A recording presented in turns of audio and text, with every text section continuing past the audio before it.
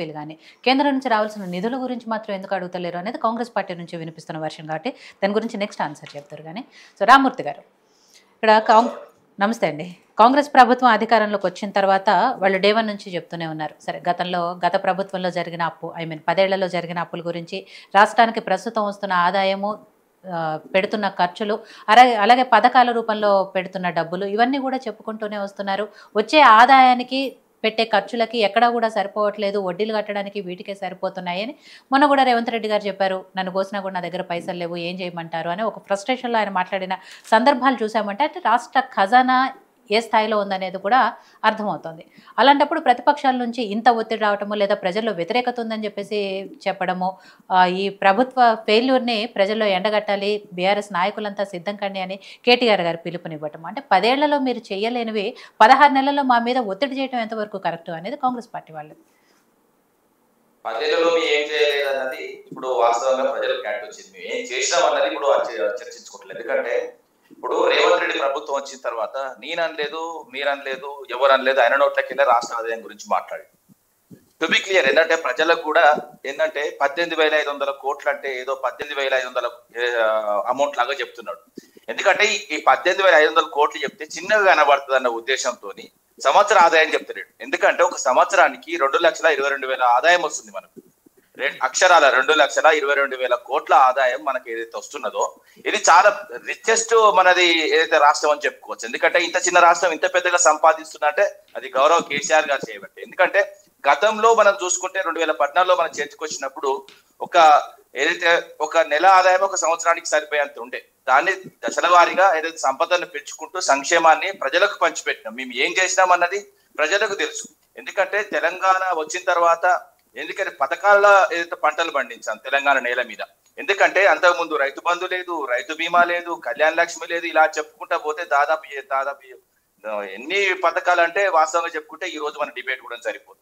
ఎందుకంటే ఇప్పుడు నేను క్లియర్ గా చెప్తున్నా, 18,500 కోట్లు ఇంటూ 12 వేసుకుంటే దాదాపు సంవత్సరానికి 2,22,000 కోట్లు అవుతాయి. అదే విధంగా వీళ్ళు ఇస్తున్న జీతాలు, ఎందుకంటే 6,500 కోట్లు ఇస్తున్నాడు, సరే నువ్వు 6,500 ఇస్తున్నావు, సంవత్సరానికి 78,000 కోట్లు అవుతుంది, అది తీసేద్దాం. అదే విధంగా తీసుకొచ్చిన అప్పులు 7 లక్షల కోట్లు అని ఒకసారి అంటాడు, 8 లక్షల కోట్లు అని అంటారు. అది నోరా మోరా లేకపోతే మూసినదా అర్థం కాదు. ఎందుకంటే వాస్తవం చెప్తున్నా, 4 లక్షల చిల్లర మాత్రమే మేము తీసుకొచ్చినాం, అది కూడా 9 ఏళ్లలో. నీలాగా ఒక 16 నెలల్లో ఏదైతే 1,60,000 కోట్లు అయితే తీసుకురాలేదు. నువ్వు రికార్డు స్థాయిలో అప్పులు చేస్తున్నావు, రాష్ట్రాన్ని అప్పుల కుప్పగా నువ్వు మారుస్తున్నావు. మేము చేసిన అప్పులతోని ఏదైతే రాష్ట్రానికి సంపద సృష్టించాం. ఎందుకంటే ఒక మెడికల్ కాలేజ్ కట్టాం, అదే విధంగా ప్రాజెక్టు కట్టాం, అదే విధంగా ఏదైతే సమీకృత గురుకులాలు కట్టాం. పేదలకు అన్ని విధాలుగా మేము హాస్టల్స్ కానీ ఎస్సీ ఎస్టీ మైనార్టీ బీసీలకు మంచి ఉచిత విద్యను అందించాం, అదే విధంగా మంచి ఫుడ్ను అందించాం. చెప్పుకుంటా పోతే చాలా ఉన్నాయి. ఎందుకంటే ఇప్పుడు ఈ రాష్ట్రం ఏర్పడిన తర్వాత మేము ఏం చేసినాం అన్నది, వీళ్ళు ఇప్పుడు వచ్చిన తర్వాత ఏం చేస్తున్నారు అన్నది కూడా టు బి క్లియర్. ఎందుకంటే వీళ్ళు స్థానిక ఎన్నికలు కూడా పోవట్లేదు అంటే వీళ్ళు ఏమి చేయట్లేదు అర్థం. అదే విధంగా ఇతర ఖర్చులు కూడా పెడతాం. ఎందుకంటే ఒక 20 లక్షల కోట్లు అదనంగా పోనీ మిగతా ఖర్చులు అవి ఇవి వాళ్ళకి పేమెంట్ వీళ్ళకి పేమెంట్ చేసిన రాష్ట్ర ప్రభుత్వం దగ్గర ఇప్పుడు చేసిన ఏదైతే అప్పులతో పాటు ఇప్పుడు కాంగ్రెస్ చేసిన అప్పులతో పాటు, ఎందుకంటే ఆ డబ్బులు కూడా వస్తాయి కదా 1,60,000 కోట్లు. ఆ అప్పులతో పాటు వచ్చిన ఆదాయం 2,22,000 కోట్లు అయితే ప్రభుత్వం చేతిలో దాదాపు 3 లక్షల కోట్ల రూపాయలు ఉండాలి. ఈ 3 లక్షల కోట్లతోని దాదాపు ఒక సంవత్సరంలోనే తెలంగాణలో 3 కాళేశ్వరం ప్రాజెక్టులు కట్టాలి. ఏం చేస్తున్నావు నువ్వు? ఎవరికి కడుతున్నావు పైసలు? ఎక్కడికి తీసుకుపోతున్నావు పైసలు? ఈ 3 లక్షల కోట్లు ఏడవని దాదాపు 16 నెలల్లో నువ్వు తీసుకొచ్చిన అప్పు, అదే విధంగా రాష్ట్రం సృష్టించిన రాష్ట్ర ప్రజలు సృష్టించిన ఏదో సంపదను ఏడికి తీసుకుపోతున్నావు? మోడీకి ఇస్తున్నావా, లేకపోతే రాహుల్కి ఇస్తున్నావా, లేకపోతే మీ అన్నదమ్ములకు పంచుతున్నావా? ఇది మనకు తెలియాలి. అదే విధంగా ఈ రోజు చాలా వాస్తవంగా చెప్తున్నా, తెలంగాణ ఆడబిడ్డలు చాలా బాధలతో ఉన్నారండి. ఎందుకంటే చెప్తున్నా, ఈ రోజు నేను ఇంత ముందే టీవీలో చూశాను, తెలంగాణ ఆడపడుచులు ఏదైతే అందాల పోటీకి వచ్చిన అందగత్తెల కాళ్ళు కడుగుతున్నారండి. కాళ్ళు కడిగిస్తున్నాడు రేవంత్ రెడ్డి. తెలంగాణ నేల మీద పుట్టిన ఆడపడుచుల కాళ్ళు కడగాలన్నా, ఆడబిడ్డల కాళ్ళు కడగాలన్నా, మిగతా వాళ్ళు ఈ మన బిడ్డలతోని వాళ్ళ కాళ్ళు కడిగిస్తున్నాడు అండి. ఎంత ఘోరం అండి. చీకటి రోజుగా వర్ణిస్తున్నాం. నేను చెప్తున్నా, ఇది ప్రపంచ అందాల పోటీ కాదు, అనుముల రేవంత్ రెడ్డి అందాల పోటీగా కొనసాగుతున్నది. నేను చెప్తున్నా, ఈయన ఇచ్చిన 6 హామీలు, అదే విధంగా 420 కాళ్ళు కడిగించింది మీ దగ్గర సోర్స్ ఉందా? వీడియోలో ఉన్నాయండి, మీకు పంపిస్తే ప్లే చేయండి. ఏమంటున్నా అంటే, నేను మాట్లాడే క్రమంలో ప్లే చేస్తే బాగుంటుంది. ఎందుకంటే ఆడబిడ్డలతో కాళ్ళు కడిగించలేదు దుర్మార్గుడు.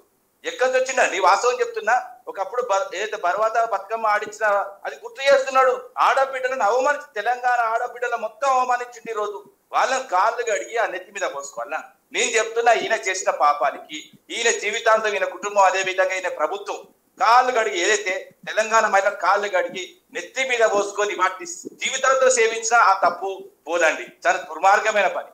అదే విధంగా నేనేమంటున్నానంటే, వాస్తవంగా రేవంత్ రెడ్డిని దయచేసి నిర్వాహకులు, యోయో టీవీ నుంచి చెప్తున్నా, ఏదైతే ప్రపంచ అందాల పోటీ నిర్వాహకులు దయచేసి రేవంత్ రెడ్డిని కూడా ర్యాంప్ మీద నడిచే అవకాశం ఇవ్వాలి. ఎందుకంటే అందమైన 6 అబద్ధాలు, 6 గ్యారెంటీలు అబద్ధాలు ఆడిడు.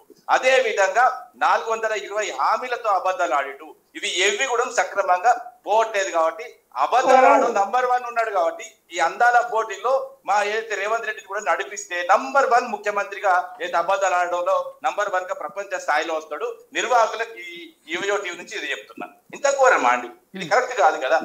ఇప్పుడు దేశంలో ఏదైతే రాష్ట్ర ఇంకా మీరు ఇవాళ హన్మకొండకు వస్తున్నారు అందగట్టలు, మీకు ఏదైతే మీకు విస్మయం చెందే ఒక వార్త చెప్తా.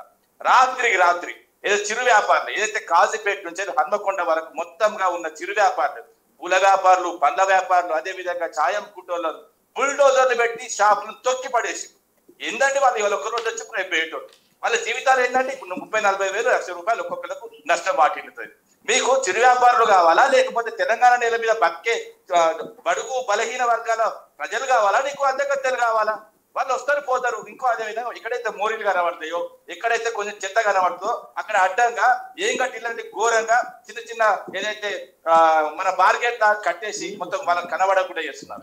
ఏమంటే, నేను ఒకప్పుడు చంద్రబాబు నాయుడు ఇదే తప్పు చేసిండు. ఎవరో అమెరికా ప్రెసిడెంట్ వస్తే మొత్తం అడక తినటోళ్ళని మొత్తం కంప్లీట్ ఎవరు ఉండదు అని గొడవ కాల్ చేయించారు. అదే విధంగా మొన్న కూడా ట్రంప్ ఇవాంకా ట్రంప్ వస్తే మొత్తం పరదాలు కట్టి ఏదైతే పేదోళ్ళు ఇల్లు కనబడద్దని ఆ విధంగా చేసిండు. ఇప్పుడు రేవంత్ రెడ్డి కూడా అదే అవలంబిస్తున్నాడు. మొత్తం ఏదైతే బార్గెట్ల దగ్గర కానీ, మోరీల దగ్గర కానీ మొత్తం ఏదైతే పరదాలు కట్టి, ఏందండి పరదాలు కట్టి ఎంత ఘోరం ఇది? ఎవరికి ఏం పెడుతున్నాం? వాళ్ళు ఎవరు అసలు? 120 దేశాల నుంచి వచ్చిన వాళ్ళు వస్తారు పోతారు. నేను తెలంగాణ నేల మారదు కదా. తెలంగాణ నేలను సస్యశ్యామలం చేయి, అభివృద్ధి చేయి. రాత్రికి పేదోళ్ళ బతుకు నువ్వు కూడగొడతావా? వాళ్ళకి ఒక్కరు 50,000, ₹1,00,000, ₹2,00,000 ఎక్కడ తెచ్చుకోవాలి షాప్ కట్టుకొని? ఇంత దుర్మార్గమైన ముఖ్యమంత్రి నా జీవితంలో చూడలేదు. వాస్తవంగా తెలంగాణ ప్రజలు ఏదైతే వీళ్ళ కాంగ్రెస్ పార్టీలో ఒకప్పుడు, ఒక్క నిమిషం అండి, ఒకప్పుడు వీళ్ళ కాంగ్రెస్ పార్టీలో ఈ వర్షాలు ఎప్పుడు కొడతాయని చూసేది. ఇప్పుడు ఈ రేవంత్ రెడ్డి ఎప్పుడు పోతున్నా అని దేవుళ్ళ మొక్కుతున్నారు. అదే విధంగా అన్ని ముక్కోటి దేవతల మొక్కుతున్నారు తెలంగాణ ప్రజలు. రైట్. సో వెంకట నాయక్ గారు, ఇటు బీజేపీ, బీఆర్ఎస్ ప్రతిపక్షాల వర్షన్ విన్నాము, అలాగే అనలిస్ట్ లక్ష్మణ్ గారు వర్షన్ కూడా విన్నాం. అంటే కాంగ్రెస్ పార్టీ 16 నెలల్లో